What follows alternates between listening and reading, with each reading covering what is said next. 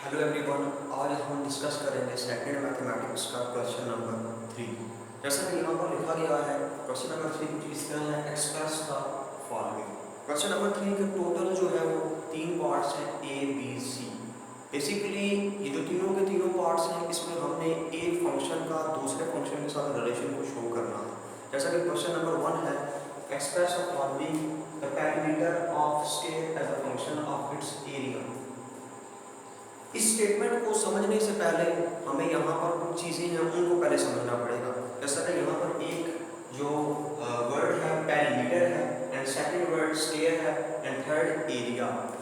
Perimeter, square, area. Dear students, perimeter क्या होता है? कोई भी क्लोज्ड शेप हो, उसकी बाउंड्री की टोटल लेंथ को हम पेरीमीटर कहते हैं। लेट्स सपोज एक सर्कल है, सर्कल की जो बाउंड्री की जो टोटल लेंथ होगी उसको हम पेरीमीटर कहेंगे। फॉर एग्जांपल अगर एक स्क्वायर है तो उस स्क्वायर की जो बाउंड्री है उसकी टोटल लेंथ को हम क्या कहेंगे? पेरीमीटर कहेंगे। तो पेरीमीटर हर क्लोज शेप की बाउंड्री की टोटल लेंथ को कहते हैं। इसके बाद बात करूंगा मैं स्क्वायर की। स्क्वायर बेसिकली क्या चीज़ है? ये एक ऐसी 2 डायमेंशनल डायग्राम है जिसकी चारों की चारों साइड्स जो है वो सेम होती हैं और चारों एंगल इसके सेम होते हैं। मैं यहाँ पर एक स्क्वायर बनाता हूँ।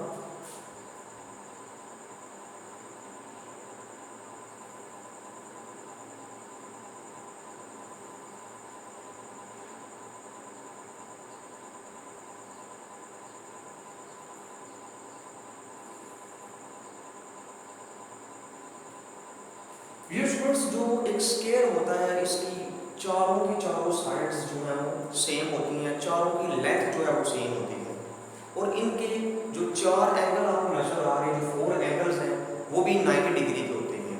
तो स्क्वायर एक ऐसी ज्योमेट्रिकल शेप को कहते हैं जिसके चारों साइड सेम होती हैं और चारों एंगल सेम होते हैं। इसके बाद बात करूंगा मैं एरिया की।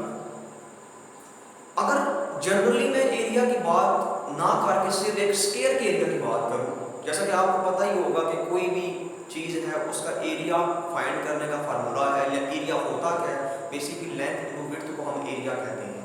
जब हम बात करते हैं एक स्क्वायर की, तो एरिया जो है वो एक 2 डायमेंशनल ऑब्जेक्ट्स का कवर्ड करदा स्पेस को हम कहते हैं। कोई भी 2 डायमेंशनल ऑब्जेक्ट जो है वो जो स्पेस कवर करेगी उसको हम एरिया कहेंगे। यहाँ पर बात करें एक स्क्वायर की, तो एक स्क्वायर की जो कवर्ड करदा स्पेस है उसको भी हम उसी फार्मूले से कैलकुलेट करेंगे, लेंथ इनटू विड्थ।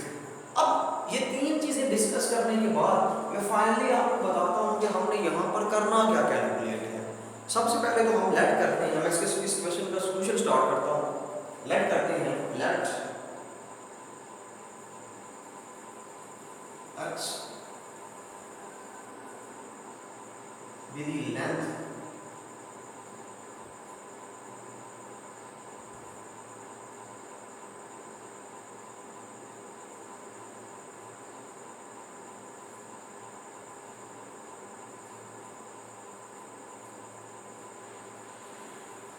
हम लेट कर लिया है कि एक स्क्वायर की जो लेंथ है वो है x। हमें पता है कि अगर इसकी एक साइड की लेंथ को मैं x मानता हूँ तो बाकी भी x ही होंगे, क्योंकि मुझे पता है कि चारों चारों जो साइड्स हैं इसकी वो इक्वल होती है। अब यहाँ पर इस स्टेटमेंट को पढ़कर समझ ये आती है कि ये कह रहा है the perimeter of square as a function of its area. हमने यहाँ पर ये शो करना है एक स्क्वायर का जो पेरीमीटर है वो उसके एरिया का फंक्शन है। फंक्शन का मतलब क्या होता है? कोई भी फंक्शन जो होता है वो बेसिकली किसी न किसी चीज पे डिपेंड करता है। कोई ऐसी वैल्यू होती है जिसको चेंज करने से फंक्शन खुद चेंज होता है। चले हम डिस्कस करते हैं कि इसमें पेरीमीटर का एरिया के साथ क्या लिंक है। फर्स्ट ऑफ ऑल तो मैं इस स्क्वायर का पेरीमीटर कैलकुलेट करूंगा। मैंने अभी भी आपको बताया है कि पेरीमीटर जो है वो किसी भी क्लोज्ड शेप की जो बाउंड्री की टोटल जो लेंथ होती है उसको हम पेरीमीटर कहते हैं।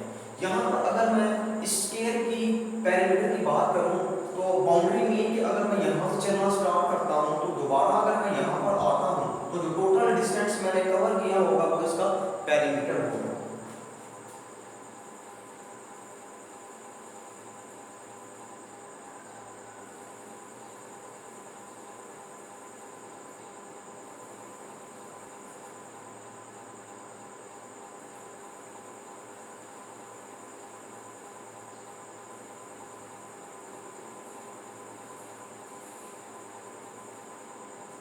स्टूडेंट्स जो इसकी पेरीमीटर की जो लेंथ होगी वो 4x होगी, क्योंकि x plus x plus x plus x यानी कि 4 टाइम्स x को ऐड करने से इसकी जो टोटल लेंथ है वो कवर होगी।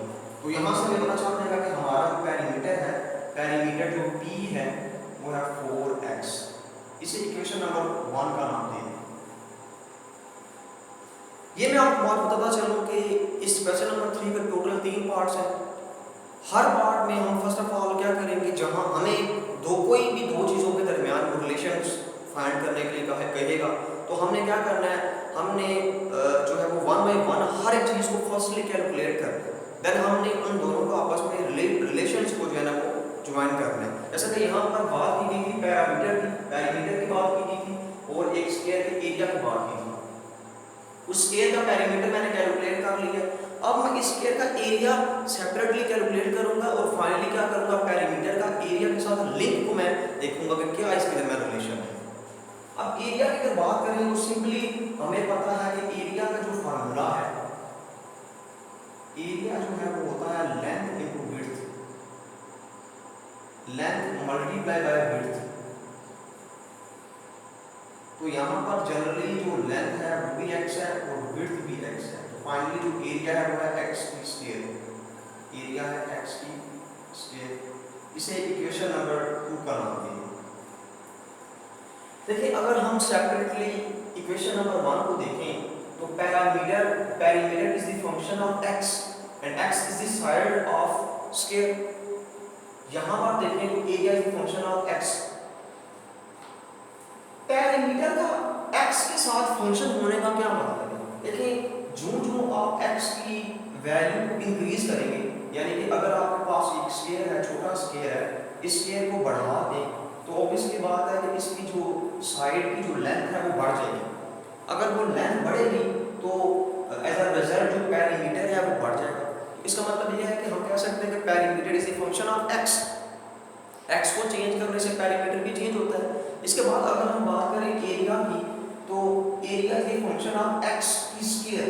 तो यहाँ पर भी वही बात है कि अगर आप इस x की साइड को इंक्रीज करते हैं, यानी कि अगर एरिया बड़ा अगर एक स्क्वायर बनाते हैं तो उसकी लेंथ बढ़ जाएगी। तो लेंथ बढ़ने से ऑब्वियसली बात है लेंथ टू विड्थ जब आप लेंगे तो आपका एक हायर आंसर आएगा, एज अ रिजल्ट हमारा एरिया भी बढ़ जाएगा।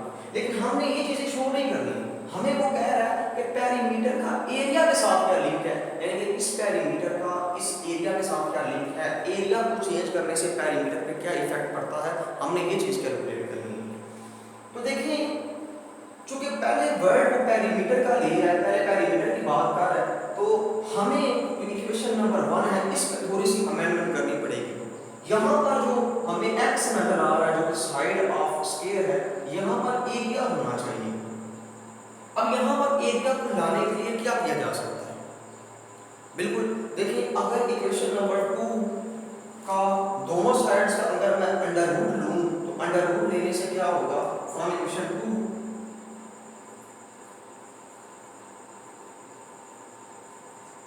2 से अगर दोनों साइड्स का मैं अंडर रूट लूँ तो मेरे पास जो x की वैल्यू है वो ये आ गई। अब इस x की वैल्यू को क्वेश्चन नंबर 1 में पुट करना है।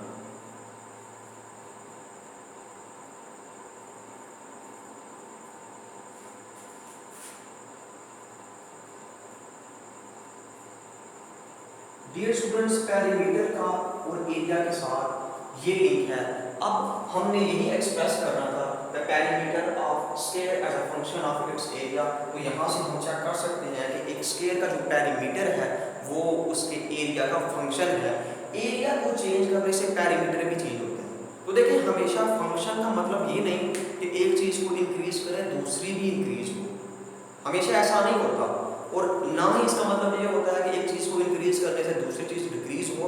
फंक्शन का मतलब ये है कि एक वैल्यू किसी दूसरी वैल्यू पर किस तरह डिपेंड करती है। एक इंडिपेंडेंट फंक्शन जो है वो डिपेंडेंट फंक्शन पर कितना डिपेंड करता है, फंक्शन में चेंज करने से उसकी वैल्यू को चेंज करने से कितना उसमें इफेक्ट पड़ता है। तो यहाँ पर भी देखा जाए तो पैरामीटर जो है वो एरिया के अंडर रूट पे डिपेंड करता है। और वैसे भी अगर देखा जाए तो एरिया को इंक्रीज करने से थोड़ा सा पैरामीटर भी बढ़ता है, क्योंकि ज़ाहिर सी बात है एरिया इंक्रीज होगा तभी जब आपकी जो साइड है इसकी लेंथ इंक्रीज होगी। जब इसकी लेंथ इंक्रीज होगी तो एज अ रिजल्ट पेरीमीटर भी इंक्रीज होगा। इसको पॉज करके इस क्वेश्चन को नोट करें, इसके बाद हम सेकंड जो पार्ट बी है इसकी तरफ जो है हम जाएंगे।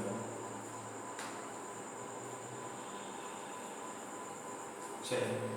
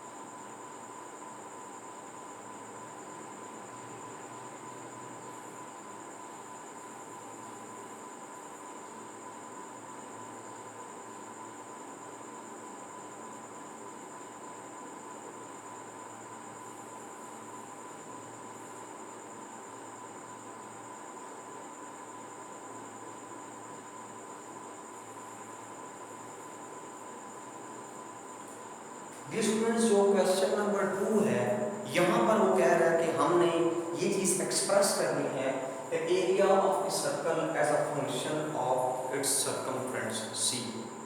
मैं आपको एरिया और वॉल्यूम में थोड़ा सा डिफरेंस बता दूं।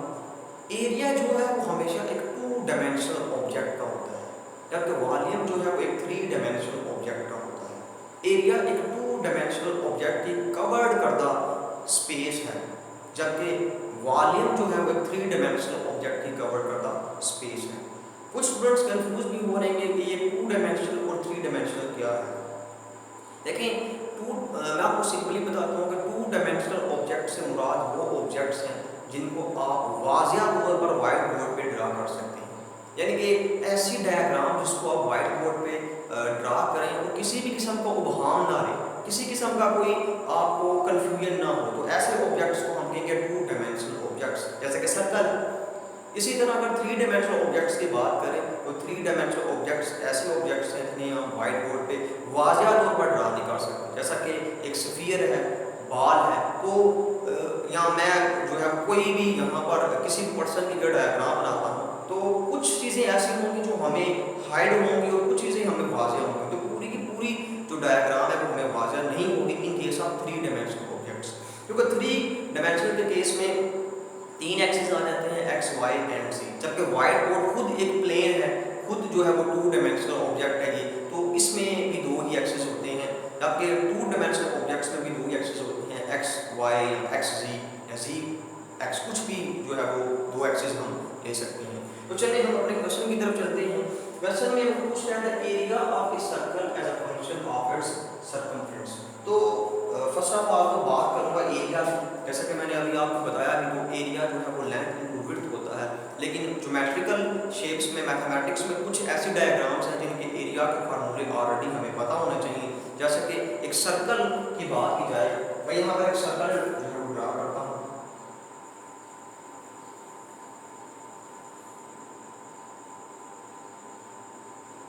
चलिए कुछ 13 मेरा इसलिए एक सर्कल है जिसका रेडियस है r, लेट किया, let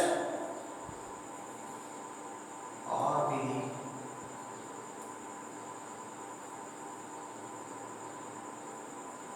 radius of a circle. हमने एक सर्कल के एरिया का उसके सर्कमफेरेंस के साथ लिंक को देखना है कि क्या सर्कमफेरेंस का एक सर्कल के एरिया के साथ क्या रिलेशन है। तो फर्स्ट ऑफ ऑल तो बात करते हैं एरिया की एंड देन सर्कमफेरेंस की। तो सर्कल का जो एरिया है उसका फार्मूला होता है pi r square. Area of circle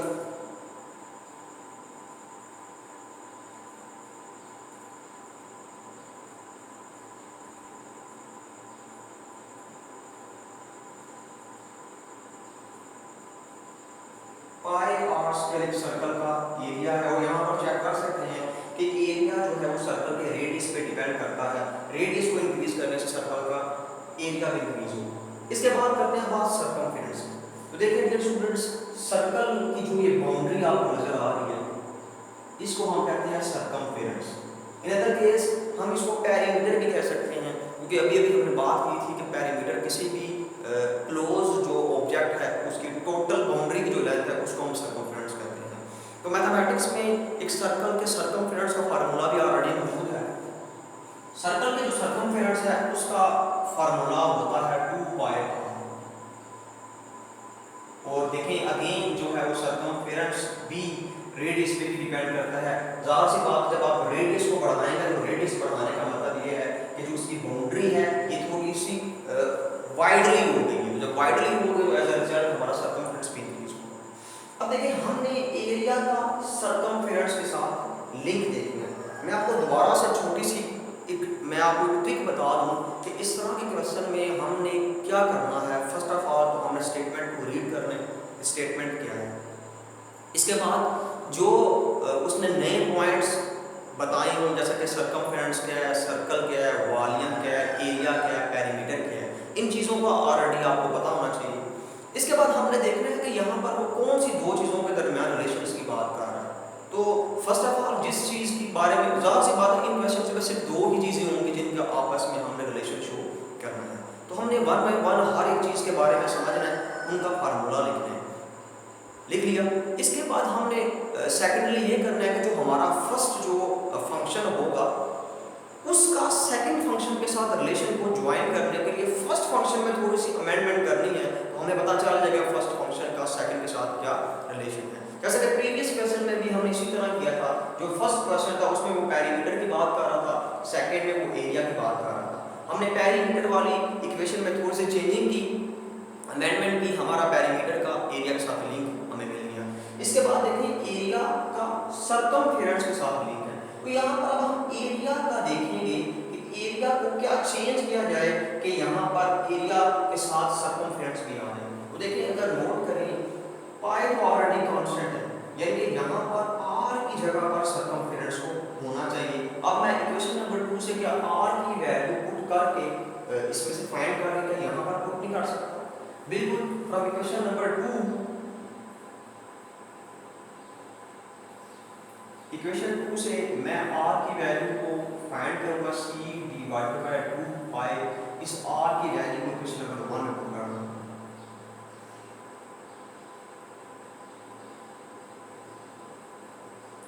equation number 1 में मैं पुट करूंगा जब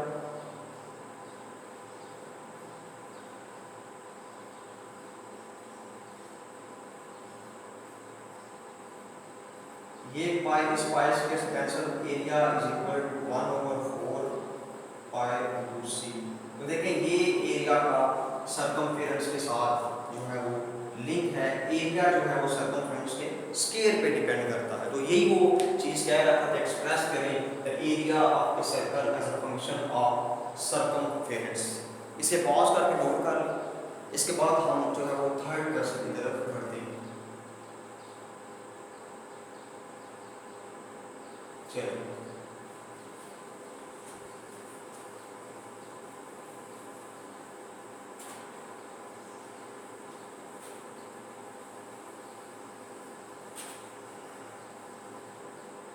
पार्ट नंबर जो सी है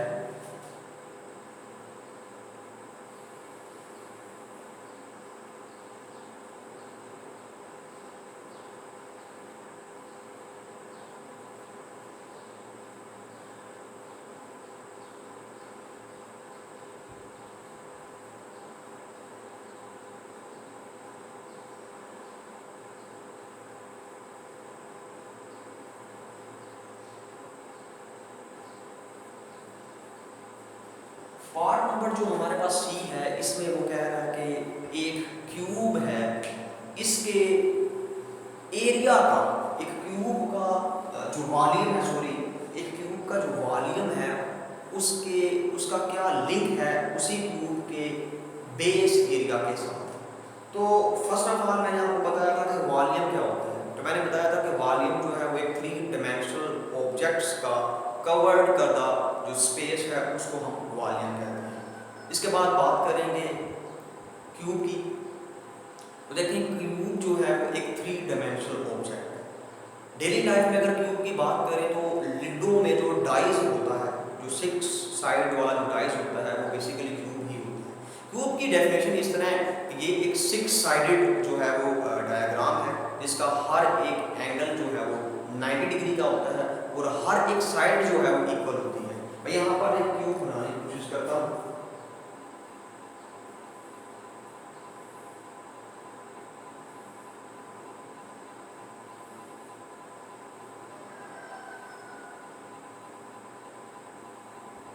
ये एक क्यूब है जिसकी हर एक साइड की जो लेंथ है उसको मैंने x कंसीडर किया है।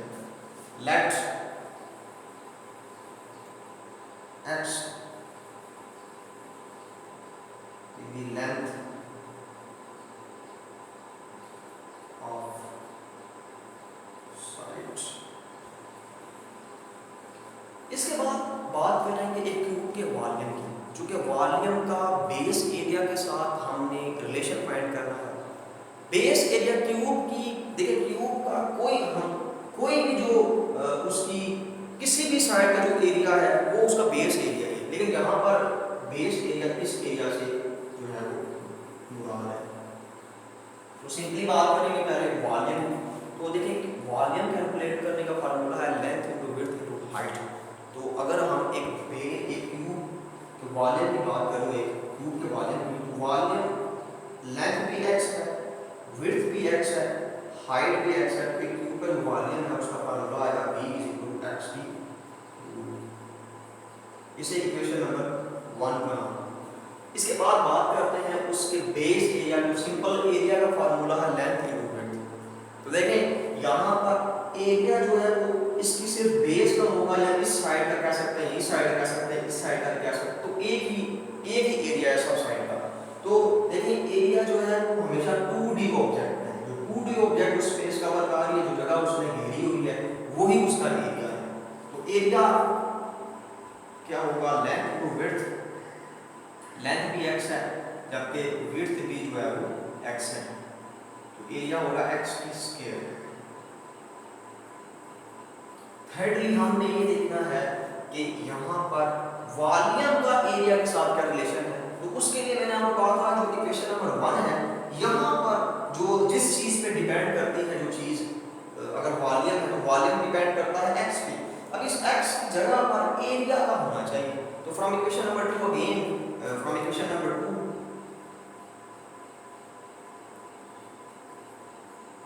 जो एरिया है इसका फार्मूला आएगा x। सॉरी यहाँ पर अब आप क्या करें, इस वैल्यूज को इक्वेशन नंबर 1 में पुट कर दें। Put it equation 1। इक्वेशन 1 में जब पुट करेंगे v/√t²,